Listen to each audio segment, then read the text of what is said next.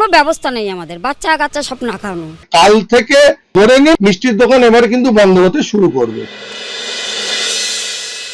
গতকাল রাত থেকে রুটি তৈরি বন্ধ করে দিয়েছি। রোগীদের রান্না করে খাবার দেওয়ার খুবই সমস্যা হচ্ছে। কাল যদি না গ্যাস পাই তাহলে পরশুদিন বন্ধ করে দিতে হবে।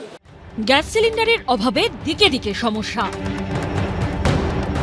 গৃহবধূ থেকে বৃদ্ধ বৃদ্ধা, ব্যবসায়ী, হোটেল মালিক, হস্টেল মালিক থেকে রেস্তোরাঁ মালিক, মন্দির কর্তৃপক্ষ সকলেই দুর্ভোগে জেরবার, চাকরি যাবার আশঙ্কা।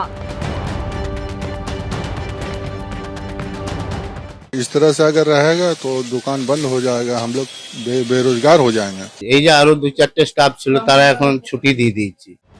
মোদী সরকার দাবি করছে সবকিছু ঠিক আছে, পাল্টা বিরোধীরা প্রশ্ন করছে রাশিয়ার থেকে তেল নিতে এখন আমেরিকার অনুমতি কেন নিতে হচ্ছে মোদী সরকারকে?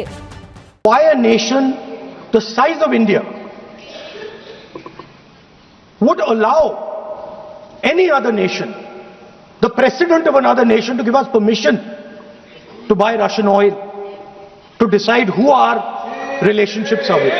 India has sufficient gas production and supply arrangements to sustain this position even in the event of a prolonged conflict. বৃহস্পতিবার সকালে জল্পনা তৈরি হয় হরমুজ প্রণালী দিয়ে জাহাজ যেতে ইরান কি ভারতীয় ট্যাঙ্কার দিয়ে ছাড় দিয়েছে। যদিও সংবাদ সংস্থা রয়টার্স সূত্রে দাবি, ইরানের একটি সূত্র মারফত দাবি করা হয়েছে এরকম কোনো চুক্তি হয়নি। মুখ খোলেনি ভারতীয় বিদেশ মন্ত্রকও। পার্থপ্রতিম ঘোষ, সুনীত হালদার ও কমল কৃষ্ণদের রিপোর্ট, এবিপি আনন্দ। ভাবনার ভারসাম্য রক্ষায় তরুণ প্রজন্মকে এগিয়ে আসতেই হবে, কারণ আগামীর ইঞ্জিনে তারাই ইন্ধন। সামনেই ভোট, এই ভোটে তরুণ প্রজন্ম যারা প্রথম ভোটার তারা কি ভাবছে, তাদের মনের ভেতর কি চলছে, সেসব খবর কি রাজনৈতিক মহল রাখছে বা রাখে? চলুন দেখি এই হাওড়া মধ্য বিধানসভা কেন্দ্রে জেনজি বলছে কি। 27 বছরের মতো বয়স হয়ে যাওয়ার কারণে আমরাও সমাজে এমন একটা জায়গায় চলে গিয়েছি যে আমাদেরকে উদাহরণ হিসাবে আমরা পড়াশোনা করেই যেন অন্যায় করেছি, যেখান থেকে বাচ্চারা আমাদেরকে বলছে ওই তো দাদাটা বসে আছে, পড়ে কি হবে, ওর থেকে বরঞ্চ কোনো একটা জায়গায় কাজে চলে যায়। আমি তো এখন কলেজে পড়ি, আমার ইচ্ছা আছে এরপরে মাস্টার্স করার, রাজ্যের মধ্যে পড়াশোনা করার ইচ্ছা, কারণ রাজ্যে এত সুযোগ সুবিধা রয়েছে। যে গভর্নমেন্ট চলছে, এই গভর্নমেন্টের সময় আমরা যা দেখেছি কলেজ এবং বিশ্ববিদ্যালয়গুলোতে ব্যাপকভাবে পরিকাঠামোর অভাব। হাওড়া গার্লস কলেজ খুবই ভালো, হাওড়া গার্লস কলেজের তুলনা হয় না। গভর্নমেন্ট বহুত আচ্ছা কাম কর রা। আমরা কি করব, আমাদের আগামী ভবিষ্যৎ কোথায়? ছেলেমেয়ের একটা ফ্রাস্ট্রেশনেও ভুগছে যে পড়াশোনার পরে কোন দিকে যাবে, কি কাজ করবে না করবে, সেই কর্মসংস্থানের চিত্রটা ভয়াবহ। হাওড়ায় যারা বসবাস করে, যেসব নারীরা বিশেষত, তারাও সেফ ফিল করে হাওড়াতে।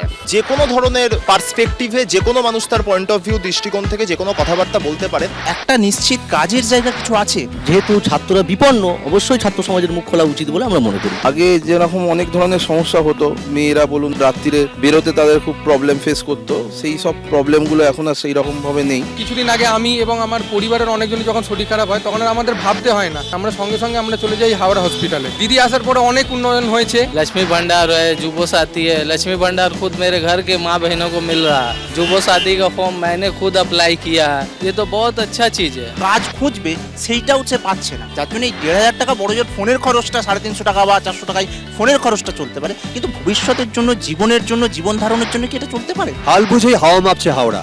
আজকের তরুণ প্রজন্ম আর ওই হাওড়ার বড় ঘড়ির নিচে দাঁড়িয়ে প্রতীক্ষায় থাকার পাত্র নয়। সময় বদলেছে, চলতি কা নাম জিন্দেগি। মধ্য হাওড়া বিধানসভা কেন্দ্রের পর আবার অন্য কোথাও, অন্য কোনো কেন্দ্রে গিয়ে আমরা শুনবো জেনজি বলছে কি। আর আপনারা দেখতে থাকুন এবিপি আনন্দ। এবিপি আনন্দ, এগিয়ে থাকে, এগিয়ে রাখে।